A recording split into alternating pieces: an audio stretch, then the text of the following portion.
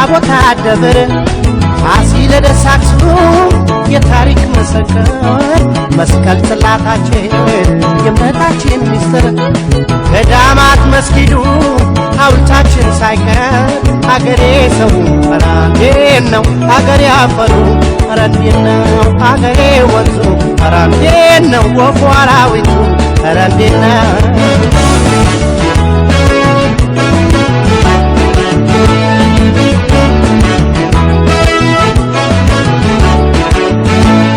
ባለዝና ያደረገኝ ያሸንተረር ያስከበረኝ ሜዳ ወንዙ የሚያኮራኝ ኧረ እንዴት ነው ወናፈቀኝ ያ ወገኔ ያሳደገኝ ያስተማረ ሰው ያረገኝ ያልከፈልኩት የቀረበኝ ለውለታው ባለዕዳ ነኝ ሀገሬን አልረሳም ሀገሬ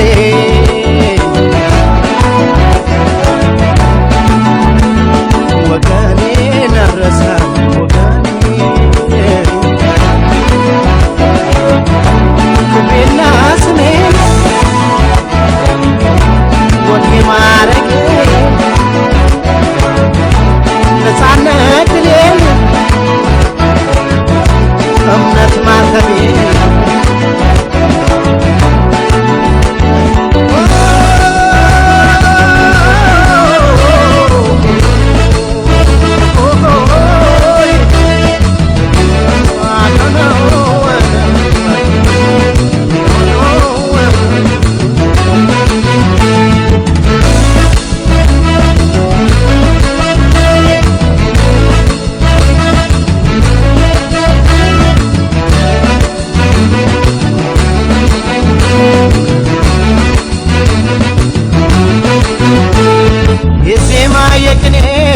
የቀሳውስት አገር የቅዱስ ገዳማት የታቦታ ደብር ፋሲለደስ አክሱም የታሪክ መሰከር መስቀል ጽላታችን የእምነታችን ሚስጥር ገዳማት መስጊዱ ሐውልታችን ሳይቀር አገሬ ሰው ኧረ እንዴት ነው አገሬ አፈሩ ኧረ እንዴት ነው አገሬ ወንዙ ኧረ እንዴት ነው ወፉ አራዊቱ ኧረ እንዴት ነው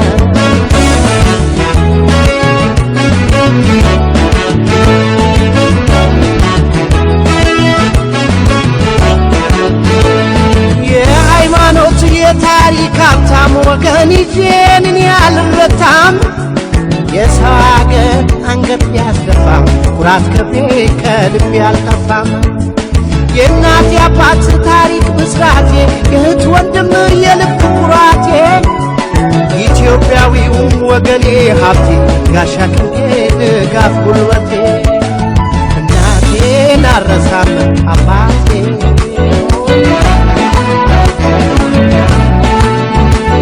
እህቴን አልረሳም ወንድሜ ስጋና ደሜን የክፉ ቀኔ ሚስጥር አንገቴ የራት ጥማቴን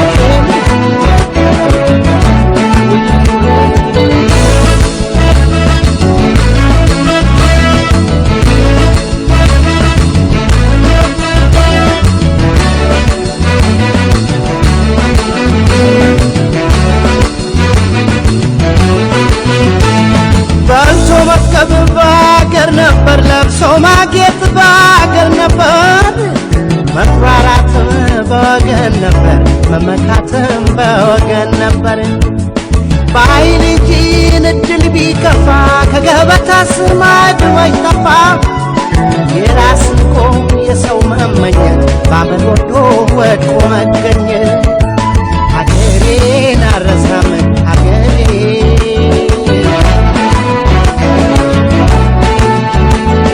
ወገኔን አልረሳም ወገኔ ክብሬና ስሜ ወኔ ማረጌን ነፃነት ድሌን እምነት ማተቤን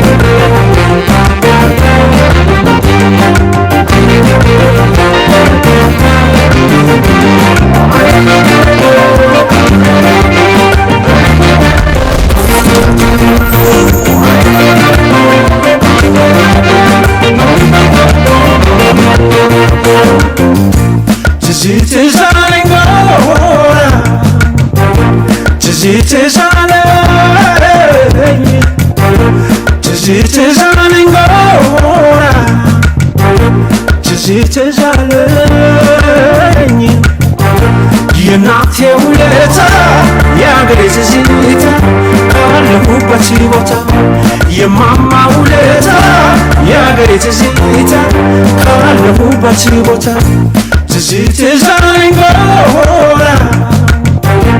ትዝታ አለኝ ትዝታ አለኝ ጎራ ትዝታ አለኝ የናቴ ውለታ ያገሬ ትዝታ ካለሁበት ቦታ የማማ ውለታ ያገሬ ትዝታ ካለሁበት ቦታ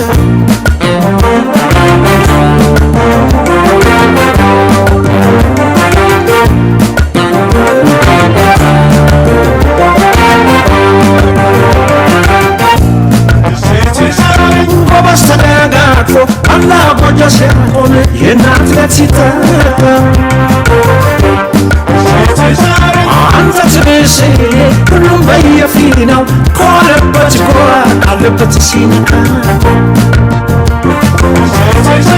እምባዋን አፍስሳ የወላድ መካን ነኝ ብላ ስትጣራ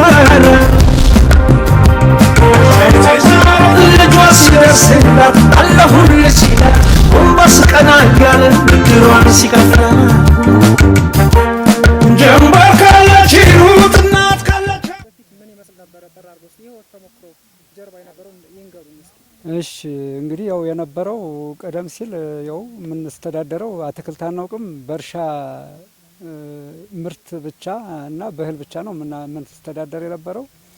አሁን ግን ያው ጊዜው እየተሻሻለ ሲመጣ መንግስት ያው አትክልት ትከሉ ብሎ ዘር አቀረበልን እና ሲያቀርብልን ያው ምጅምር የነበርን ከባለቤቴ ጋር ብቻ ነው። ልጆቹ ህፃን ነበሩ። ከባለቤቴ ጋር በመሆን ያው ግብርና ያመጣልኝን ዘር የተለያየ ዘይቶንና ሌላም ብርቱካንም አትክሌ ነበር። ያው ብዙ ፓፓያም አትክሌ ያለሁኝ ሌላም ሳይድም ያው ማየትና መጎብኘት ይቻላል። በመጀመሪያ ጊዜ ስጀምረው አሁን ከዚህ ሁሉ ነበረ። ሁለተኛው ትንሽ ጥቅም ያሳየኝ ዘይቶን ነው አቋሚ አትክልት። ሌላው ደግሞ ጊዜያዊ አትክልት ደግሞ እንደዚሁ ቀይ ስር፣ ቲማቲም ወዘተ የመሳሰሉትን ያው እየሞከርን እናያለን እና መጀመር ስገባበት ከባለቤቴ ጋር ሆኜ ጣልዳ በሆኑ ግብርናዎች ዘሩ በመጣልኝ ያንን በማምጣት ሙከራ አድርጌያለሁ። ሞክሬ ሳይው ግን የዛን ጊዜ የተከልኳቸው ወደ 10 የሚሆኑ ነበሩ። እኛ 10 አትክልቶች ምን እንደሆኑ አላውቃቸውም ነበር። ኋላ ግን ስከባከባቸው የተወሰኑት አፈሩልኝ። አፍርተው ሳያቸው ራሴው ቀመስኳቸው። መጀመር ስቀምሰው ጥሩ በጣም የሚጣፍጥ ነገር ነው አገኘሁት። ይሄ ነገርስ መራባት አለበት አልኩና ያው ከባለቤት ጋር በመሆን እኛን አትክልቶች እንደገና ዘሩን ራሴው የተሻሻለውን ዘር በመምረጥ እያፈለሁኝ ፍሉን በማፍላት ያው አዳቅሌ አሁን ከብዙ ግር አድርሻለሁኝ እና ያው እንግዲህ የመጀመሪያው የነበረው እንደዚያ ነው። አሁን ደግሞ እንግዲህ ያለው ዛሬም አሁን ልጆቹም ደረሱልኝ። ያዚያ ልጆቹም እያገዙኝ ያው በማስፋት ላይ ይገኛለሁ። አሁንም ያው እንግዲህ በገበያ ላይ ለምሳሌ ገበያ ተኮር ምርቶችን ሳመርት ይህም ብቻ አይደለም፣ ወደፊት ጊዜ በቆሎም ማሽላ ማለት ነው አመርት ነበረ።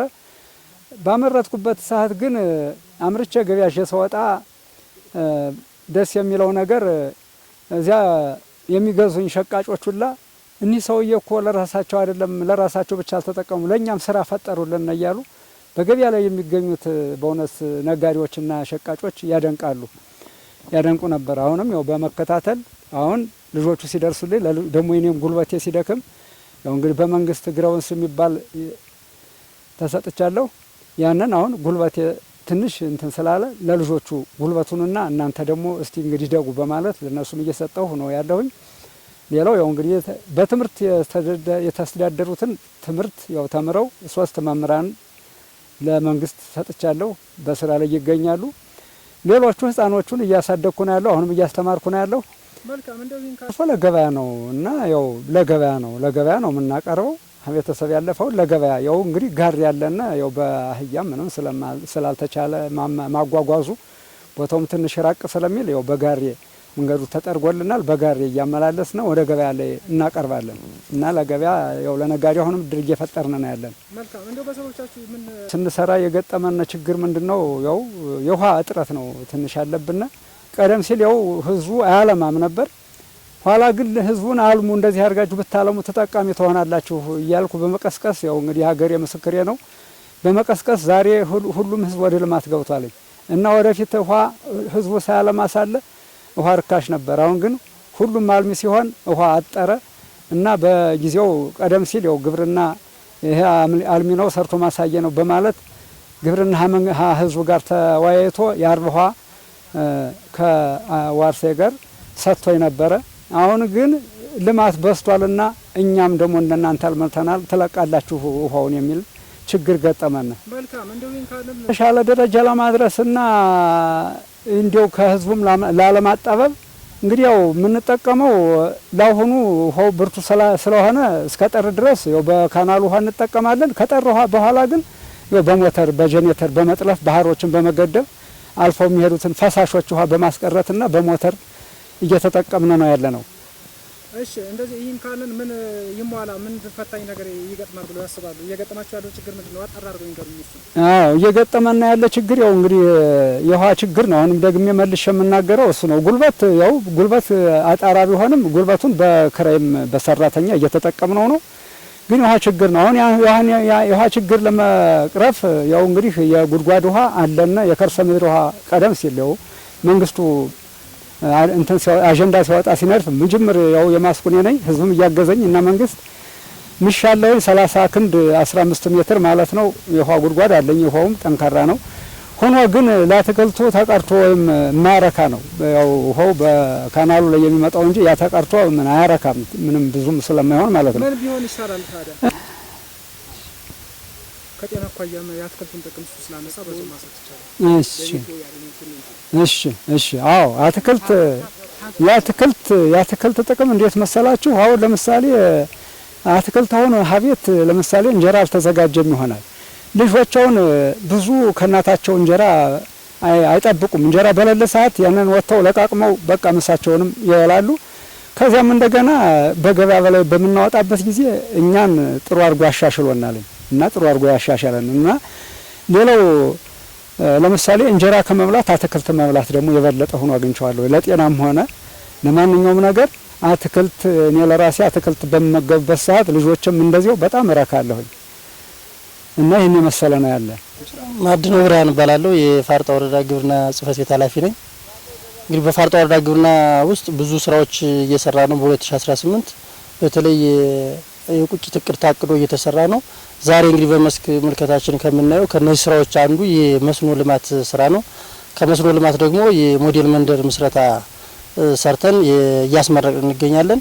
እንግዲህ በመስኖ ልማት አርሶ አደሩ በከፍተኛ ሁኔታ እየተጠቀመ ይገኛል። በተለይ ከዚህ አካባቢ ያለው አርሶ አደር የካናል ውሃን በመጠቀም ውሃ ጉድጓድ በመቆፈር ምንጭ በማጉልበት ሰፋፊ የፍራፍሬ ልማት እያለማ ነው። እንዳያችሁት በመስክ አርሶ አደሩ ከማምረት ዘሎ ያመረተው ምርት ደግሞ መጀመሪያ ራሱ እንዲመገብ የስርዓተ ምግቡን እንዲያሻሽል እያደረግን ነው።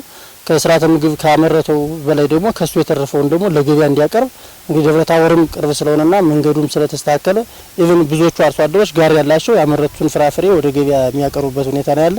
እንደ ወረዳ በአጠቃላይ በዚህ አመት የመስኖ ልማት ስራን በሰፊው እየሰራን ነው።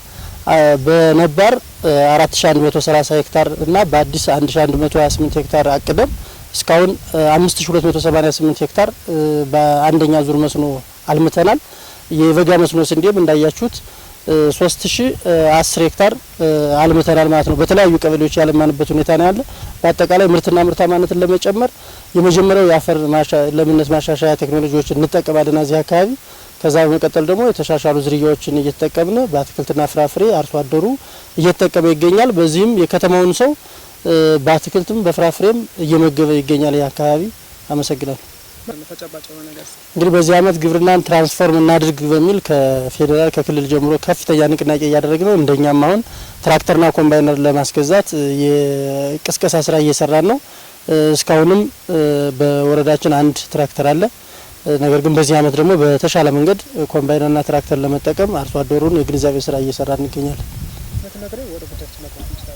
እሺ፣ ስሜ ይርጋ ጌትነት እባላለሁ። የፋርጣ ወረዳ አስተዳዳሪ ነኝ። እንግዲህ በፋርጣ ወረዳ እንደሚታወቀው በደቡብ ጎንደር ስር የሚገኝ አንድ ወረዳ ነው። ወረዳው ያው በአብዛኛው የገጠር ቀበሌዎች የሚገኙበት ነው። ይሄ እንደመሆኑ መጠን እንደ ወረዳ የግብርና ሽግግርን ለመስራት አቅደን ከህብረተሰባችን ጋር ሆነን እየሰራን ያለንበት ሁኔታ ነው ያለው። ከዚህም መካከል ዛሬ የምንገኝበት ቀበሌ ተራሮች የሚባል ሲሆን በዚህ ቀበሌ በርካታ ስራዎችን በማከናወን ሞዴል መንደር መመስረት የቻልንበት ሁኔታ አለ። ከመሰረትናቸውና ከሰራናቸው ስራዎች መካከል ዛሬ የጎበኘ ነው የመስኖ ልማትን ነው። እንግዲህ ከዚህ በፊት በአመት አንድ ጊዜ ብቻ ነበረ እዚህ ቀበሌ ላይ የሚመረት የነበረው። ከቅርብ ጊዜ ወዲህ ግን ያው መንግስት ባስቀመጣቸው እቅዶችና አቅጣጫዎች መሰረት በአመት ከ3 ጊዜ በላይ እየተመረተ አርሶ አደሩ የኑሮውን ያሻሻለበት ሁኔታ እንዳለ ልጁንም በተመሳሳይ እያስተማረ ደረጃ ላይ ያዋለበት ሁኔታ አለ። ይህንንም ተመልክቶ እዚህ ጋር ተያይዞ በመንግስትም የመስኖ ካናል በዚህ ቀበሌ ላይ ተሰርቶላቸዋል። ያንን መሰረት አድርገው እያለሙና እያመረቱ ያሉ ምርትና ምርታማነትን እየጨመሩ ይሄ ቀበሌ ከከተማው በጣም ቅርብ ስለሆነ ከደብረ ታቦር ከተማ ለደብረ ታቦር ከተማ በጣም ከፍተኛ የሆነ አትክልትና ፍራፍሬ እያቀረበ ያለ ቀበሌ ነው። ከዚህም ባሻገር ከፍተኛ የሆነ የስራ እድል በከተማም በዚህ በገጠርም እየተፈጠረበት ያለ ቀበሌ ነው። በቀጣይም እነዚህን የመስኖ ስራችንን አጠናክረን የምንቀጥልበት ይሆናል። ቀበሌው በተፈጥሮ ሀብት ስራም ሞዴል ነው። በዚህ አመትም የተፈጥሮ ሀብት ስራን ጀምሮ እየሰራ ያለበት ሁኔታ አለ። በተመሳሳይ የተፈጥሮ ሀብት ስራውን ዘለቄታ ለማረጋገጥ በስነ ህይወታዊ ዘዴ ማጎልበት ስላለበት የችግኝና በክረምት ይህንን የተፈጥሮ ሀብት ስራ የምናጠናክርበት ስራ እየተሰራ ያለበትን ሁኔታ ያየንበት ሁኔታ አለ። አርሶ አደሩ አሁን ላይ ዘመናዊ ግብርናን ትራንስፎርም ለማድረግ በጣም ነቅቶ እየሰራ ያለና መንግስትን በቅርበት እየጠየቀ ግብዓቶችን እያሟላና እየተጠቀመ ያለበት ማህበረሰብ ነው። ከዚህ የበለጠ ደግሞ የሚጎዳድሉት ነገሮች አለ። ህብረተሰቡ የሚጠይቀን ነገር እነሱን እንደ መንግስት እንደ ወረዳ አሟልተን የበለጠ ምርትና ምርታማነት እንዲጨምር የግብርና ትራንስፎርሜሽንን በማረጋገጥ የገጠር ትራንስፎርሜሽንን በማረጋገጥ ወደ ኢንዱስትሪ ትራንስፎርሜሽን ለማሸጋገር አለመን እየሰራን ያለንበት ሁኔታ ነው ያለው። ያው የኛ እዚህ ቀበሌ ላይ የወረዳ የግብርና ባለሙያዎችም የቀበሌ የግብርና ባለሙያዎችም ህብረተሰቡን ከጎኑ ሆነው እንዲያግዙ ገበያ ተኮር የሆኑ ምርቶችን እንዲያመርቱ ሁልጊዜም በትኩረት ተይዞ እየተሰራ ያለበት ሁኔታ አለ። ከዚህ ጋር ተያይዞም ደግሞ የገበያ ትስስር ለመፍጠር ያው ከከተማው በጣም ቅርብ ርቀት ላይ የሚገኝ ስለሆነ ለሸቃጭ ከማስረከብ ባሻገር ራሱን የሆነ መጋዘን በማዘጋጀት የገበያ ትስስር እየተፈጠረላቸውና እነሱም ገቢ እያገኙ ያሉ መሆኑን በተደጋጋሚ የሚገልጹበት ሁኔታ አለ። ሙሉ ነው አንልም። በቀጣይ ከዛ የተሻለ የገበያ ትስስር መፍጠር እንደሚያስፈልግ አስተያየት አርሶ አደሮቹ ሰጥተውናል። እሱን ቀጣይ የቤት ስራ ወስደን የምንሰራበት ሁኔታ ይኖራል። የበጋ የመስኖ ስንዴ በጣም ከዚህ ቀበሌ ላይ ከእቅድ በላይ የተፈጸመበት ሁኔታ አለ። አትክልትና ፍራፍሬ ያው እንደ ጎበኘ ነው እናንተም እንዳያችሁት በጣም ከመጠን በላይ ነው እየተለማ ያለ። ለሌሎች ቀበሌዎችም በጣም ሞዴል ሆኖ እያገለገለ ነው ያለው። ይሄ ሲደረግ በዚህ ወቅት ያው እንደሚታወቀው ሰላሙ ትንሽ ችግር ያለበት ነው። በጎን ሰላማቸውን በማረጋገጥ በጎን ደግሞ ልማታቸውን እየሰሩ ያለ ህዝብና ቀበሌ ስለሆነ እኛም በተደጋጋሚ እየመጣነ እያገዝናቸው ያለበት ሁኔታ አለ። በቀጣይም ይሄንን አጠናክረን እንቀጥላለን ማለት ነው።